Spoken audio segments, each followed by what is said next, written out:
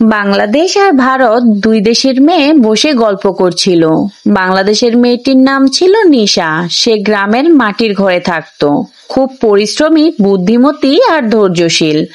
ধান চাষ, রান্না, সেলাই সব কাজেই তার দক্ষতা ছিল। অন্যদিকে ভারতের মেয়েটির নাম ছিল কাবেরী। সে খুবই আত্মবিশ্বাসী। শহরে বড় হয়েছে, কিন্তু গ্রামীণ কাজও জানতো। বিশেষ করে শিল্প সংস্কৃতির প্রতি তার ঝোঁক ছিল বেশি। গান গাওয়া, নাচ আর সাজসজ্জায় ছিল দারুণ পারদর্শী। একদিন দুই দেশের মধ্যে একটি বন্ধুত্বপূর্ণ প্রতিযোগিতার ঘোষণা করা হলো। প্রতিযোগিতার নাম রাখা হলো শক্তি আর সৌন্দর্যের মেলবন্ধন।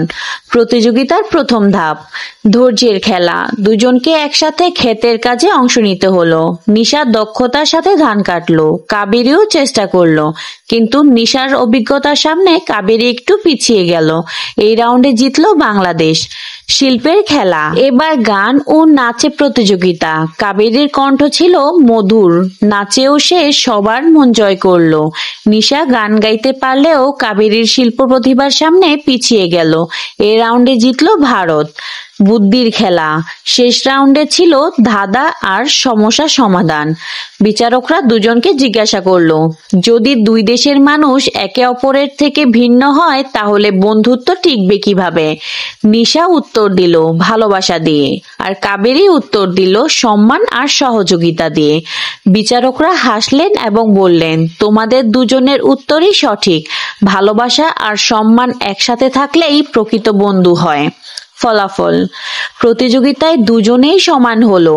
বাংলাদেশ ও ভারতের দুই মেয়েই প্রমাণ করলো প্রকৃত শক্তি জেতার মধ্যে নয়, বরং একে অপরকে বোঝা আর একসাথে চলার মধ্যেই। শেষে নিশা আর কাবেরী হাত ধরাধরি করে বলল, আমরা দুই দেশের নয়, আমরা দুই বোন।